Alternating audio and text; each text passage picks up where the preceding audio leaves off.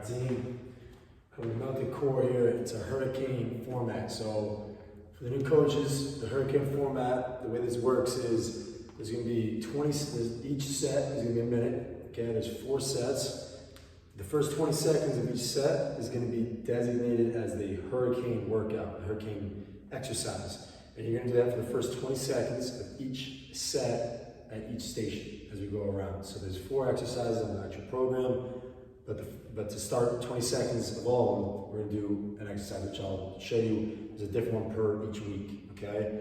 After those 20 seconds, the buzzer is going to sound. You're going to go ahead and do the exercise that's at the station, which is going to be for time. So for time and for reps. So we're going to give them reps, which across the board it's 6 reps. And that can be per side or just straight up. And they can plus or minus 2.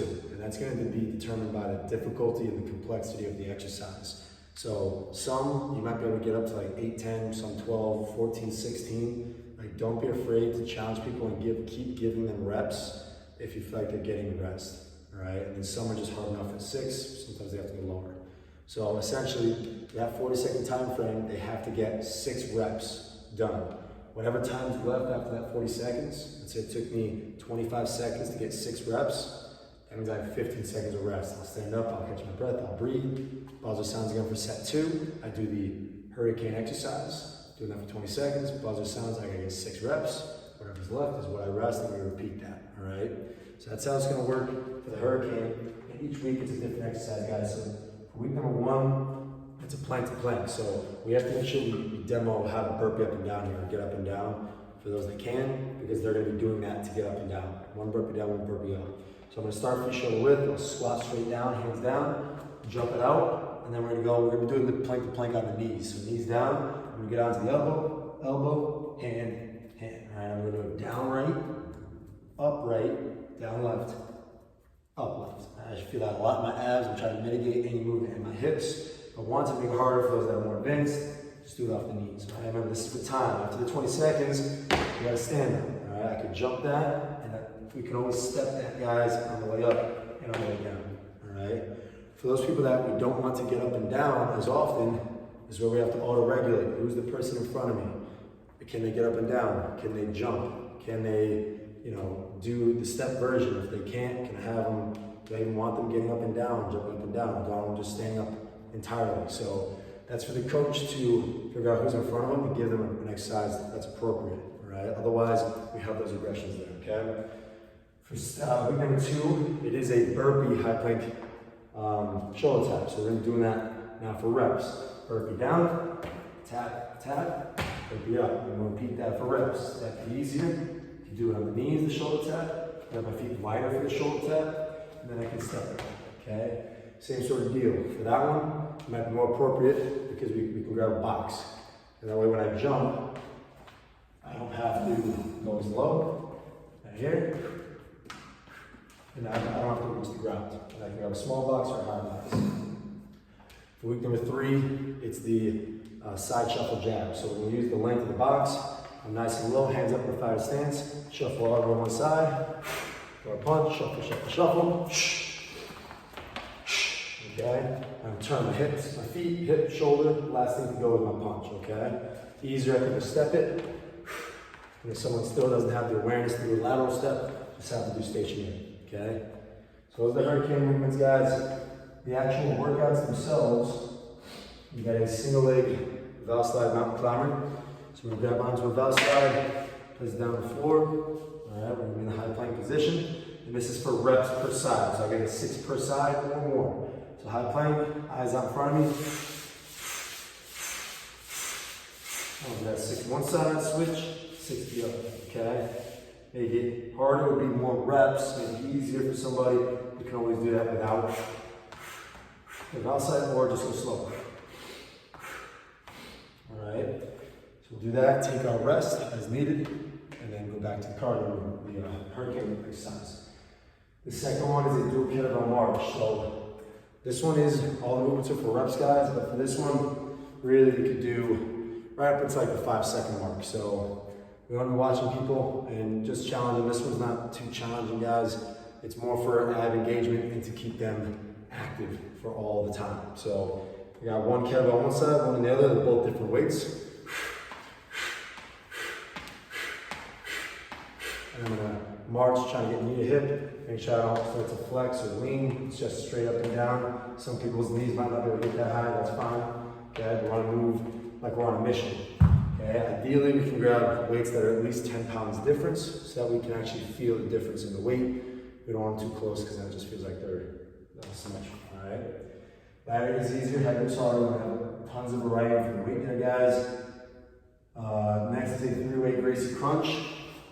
So we're down the floor, okay? Hollow hold position, shin tuck, shoulders up, legs straight. My first movement is knees to chest. Grab my shins, chest up, right above my hips. And the second direction is heels to my right. Grab onto my shins, I'm gonna twist and hug my shins. Head right back down, back to the middle. Heels to the left, grab my shins. And I'll do that for, I gotta get 6 per side on the left and right. The middle doesn't really matter, it's more like the transition phase. We're not counting those, we gotta do right, left 1, right, left 2, right, left 3. So I get 6 per side. Of course, remember that we can adjust the reps. If that's too challenging for someone, we can always do adjust the legs. Middle, heels to the right, heels to the middle, heels to the left. I'm gonna kind of do a little crunch to that side too when I bring my heels over, okay? And then the last movement, guys, is a dead ball seated Russian twist. So tons of dead balls out, guys. If you need any more weights, we can grab the harder med balls or an Evo ball, all right? Or even a kettlebell if you need to, right? So you're gonna grab onto the med ball, hands on the sides, toes up, sit on the sit bones, start to lean back. I'm gonna bring the med ball to one side. As I exhale, I'm trying to keep my legs as still as I can. If my legs start to move, that means I'm not using my abs, all right? So make sure you keep people on that and tell them about that. Also, careful people cupping the dead ball. It becomes really easy. It becomes an arm movement with my hands underneath it.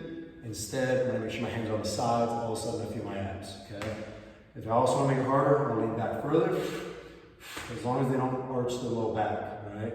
If I'm dumped in the back, then I don't have any ab engagement any longer. I'm just hanging on my back, all right? Lastly, guys, our finishes. We got 30-30 times 2, spring in place, Spencer lunge. So my arms, 90-degree angle, I'm gonna sprint in place, knees up to hips, nice and soft feet. Make it easier, I can march it. Buzzer sounds, no rest, I go right into a sprinter lunge. Big step back, and reverse lunge. Breathe out, pops and opposite leg. I'll do that one side, back to the sprinter sprint in place, and then I'll do it on the other side. So I'll do the sprinter lunge just once per side. Week number 2 is 2-minute density. We got hollow tucks, a high plank alternating spire crunch. So hollow tucks is high plank position, legs low, knees in, knees out. All right, after that, spin around, I want to waste no time, because it is a 2-minute density. I want to get as many reps as I can, it's 5 of each. I'm going to bring it up, and I'm going to do a spider crunch. Try to bring my knee outside my elbow, and do a crunch that direction as well. Easy, I can get on the knees. Okay, 5 per side.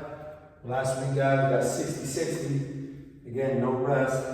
We're high plank around the world in an ISO hollow hold. So if I'm doing the around the world, guys, make sure there's enough space here. So like, let's say if the equipment was here, I'd face this direction, because I'm gonna be making like a 180 half circle, okay? So I'm gonna start, you'll see my feet won't pivot. I'm gonna start in high plank.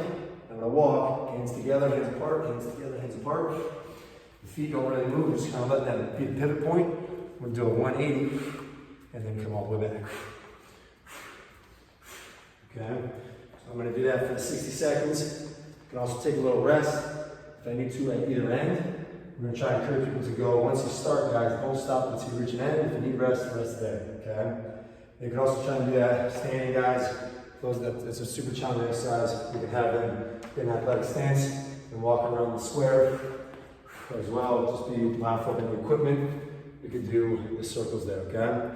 We'll finish with a hollow hold, which I've done before here. Chin tuck, shoulders up, legs straight, hold for 60, okay? Make sure the legs stay straight, unless they've chosen the regression, which is legs bend, okay? Chin stays up, shoulders stay up.